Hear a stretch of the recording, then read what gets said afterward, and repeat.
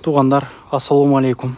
Азыр видео чыгат. Бул эми 1 мүнөттүк видео тартып атам азыр сиздерге. Метро текстилишикте 5-вахыттан чыгып 2-этажга көтөрүлгөндө шүгүргө келсеңиздер, ушул кроссовкинин бардыгы 1000 рубльден болду. Бул жерде 44-45 ошондой кроссовкилер размерлери.